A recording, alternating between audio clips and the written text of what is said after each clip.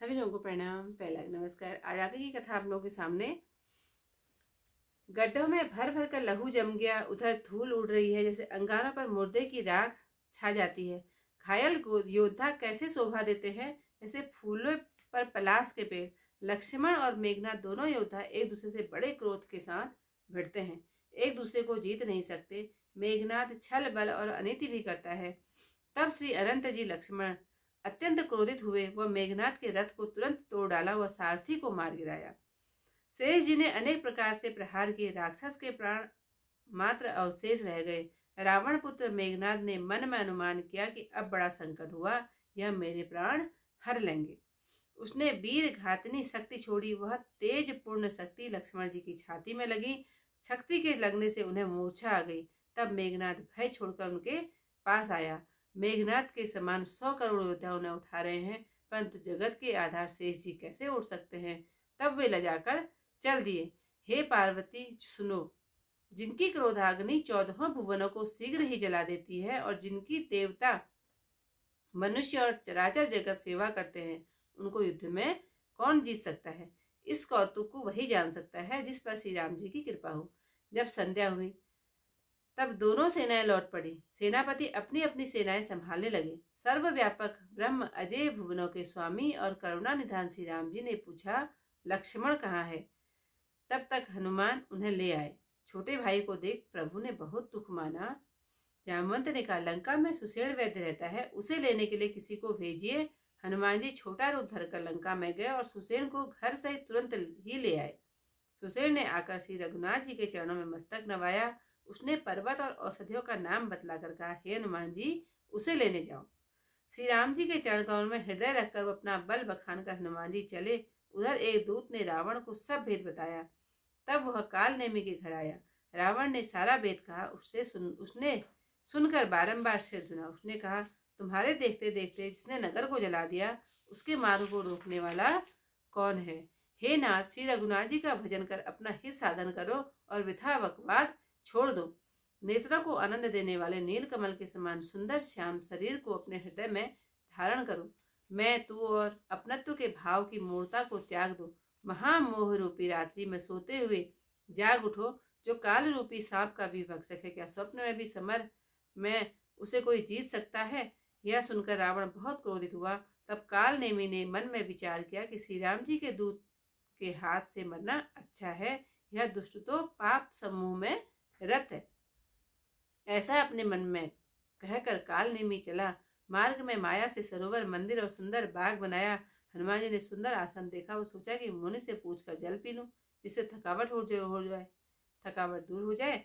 वहां राक्षस कपट वेश बनाकर बैठा था। वह माया से मायापति के दूत को मोहित करना चाहता था।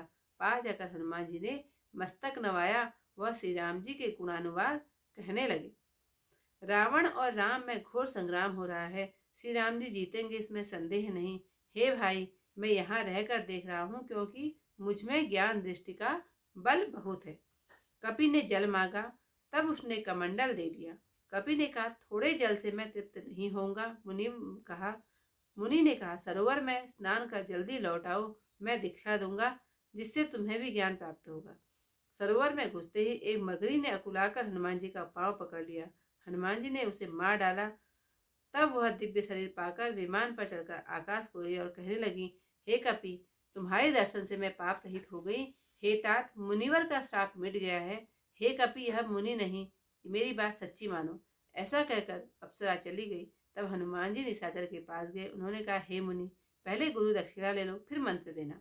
कपि ने उसका सिर पूंछ से लपेट कर पृथ्वी पर पटक दिया। उसने मरते समय अपना राक्षसी शरीर प्रकट किया और राम राम कहकर प्राण छोड़े। यह देख मन में प्रसन्न होकर हनुमान जी चले। उन्होंने पर्वत देखा, परंतु औषधि नहीं पहचान सके।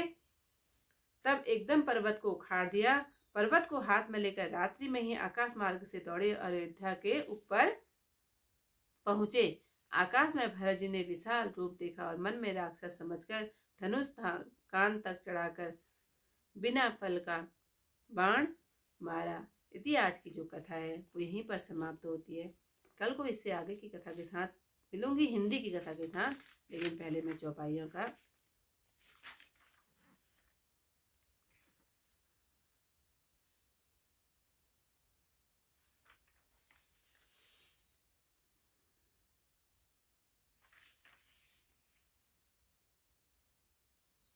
घायल वीर विराज ही कैसे, कुसुमित किंसुक के तरु जैसे। लक्ष्मण मेघनाद दो जोधा, फिर ही परस्पर करि अति क्रोधा। एक ही एक सकई नहीं जीती, निशिचर छल बल करहि अनीति। क्रोधवंत तव भयउ अनंता, भजे हूँ रथ सारथी तुरंता। नाना विधि प्रहार कर सेवा, राक्षस भयउ प्राण अवशेषा। रावण सूत निज मन अनुमाना, संकट भयउ हरि मम प्राणा।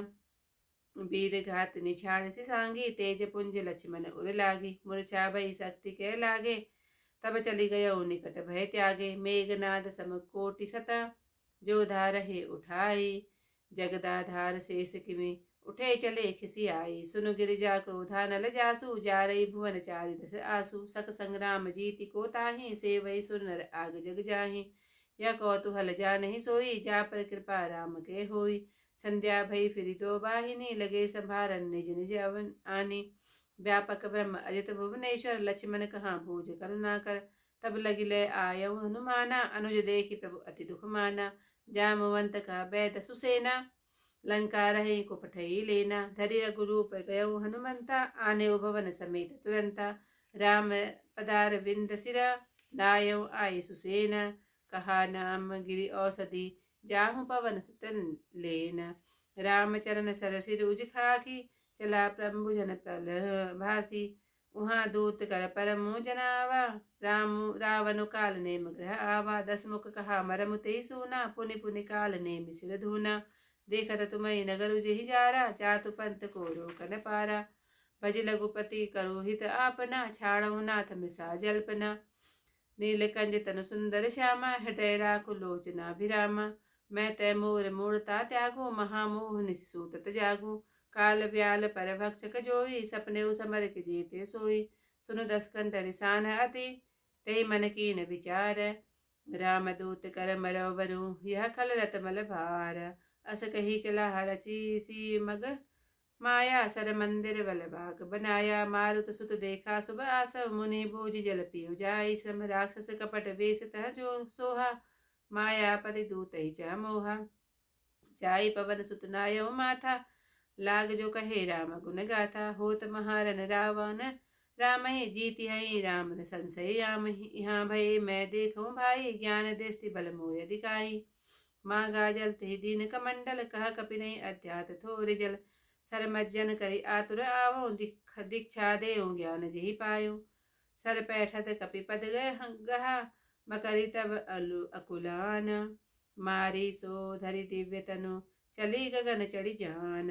कवि तब दरस भयउ निष्पापा, मिटा तात मुनिवर कर सापा। मुनि न होए एक निश्चर घोरा, मानव सत्य वचन कपि मोरा। अस कही गई अप्सरा जबहि, निश्चर निकट गयउ तब कपि तबहि। कह कपि मुनि गुर दक्षिणा लेहु, पाछे हमहि मंत तुम देहु। सिर लंगूर लपेटि पछारा, निज तनु मकट सी मरति पारा।